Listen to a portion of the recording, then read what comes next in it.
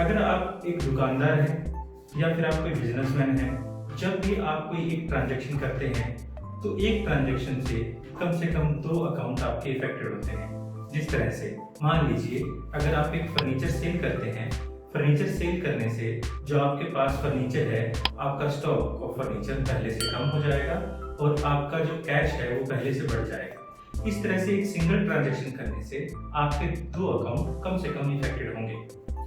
अब दोनों ही जो इफेक्टेड अकाउंट है उसको जब हम अकाउंट में रिकॉर्ड करते हैं, इस तरह के सिस्टम को हम डबल एंट्री सिस्टम बोलते हैं। मैं हूं विकास कुमार और आप देख रहे हैं कॉमर्स फंडामेंट। आज की इस वीडियो में हम डिस्कशन करेंगे डबल एंट्री सिस्टम के बारे में। डबल एंट्री सिस्टम के बारे में सबसे पहले एक बुक में लूका पैसियोन द्वारा लिखी गई, जो इटली के महान मैथमेटिशियन थे, उन्होंने सबसे पहले इसके बारे में लिखा था। उनके अकॉर्डिंग ट्रांजैक्शन जो है उसके दोनों ही एस्पेक्ट को रिकॉर्ड किया जाना बहुत ज़्यादा जरूरी है।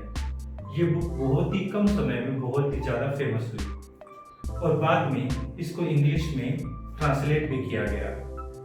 अब इंग्लिश में ट्रांसलेट करने के बाद इस बुक को हम English system of double entry system भी बोलते हैं। डबल एंट्री सिस्टम का मतलब ये नहीं है कि आप किसी भी ट्रांजैक्शन को डेबिट या किसी भी ट्रांजैक्शन को क्रेडिट या किसी भी ट्रांजैक्शन के किसी भी अकाउंट को डेबिट या किसी भी अकाउंट को क्रेडिट करें। डबल एंट्री सिस्टम का मतलब है कि कुछ रूल रेगुलेशन से ही कौन सा अकाउंट डेबिट होगा और कौन सा अकाउंट क्रेडिट होगा, किस ट्रांजैक्शन को डेबिट किया जाए और क्रेडिट किया जाए, ये डिसाइड किया जाता है।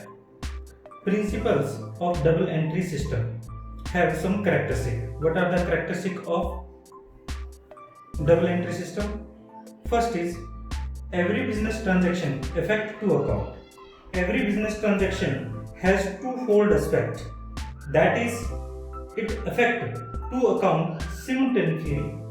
One of them is debited and the other is credited. Certain transaction may affect more than 2 accounts, but the amount of the accounts to be debited and credited will be always be equal. The second is recording of both personal and impersonal aspect. Both personal and impersonal aspect of the transaction are recorded in double entry. It is possible that both the aspect of transaction may be personal or both may be impersonal, or one may be personal and other may be impersonal. Third characteristic is recording is made according to certain specified rule. In double entry, one account is debited and the other is credited.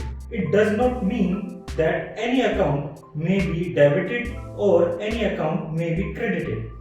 There are certain rules for debiting and crediting, and the debit and credit are made on the basis of these rules. Last characteristic is preparation of trial balance. Since one account is debited and other is credited, total of debit is always equal to the total of credit. This help in finding out the arithmetical accuracy of the accounting record. This is done by preparation trial balance. इस system के according पूरे accounting system को 3 parts में divide किया गया है, जिसमें है personal, real and nominal account.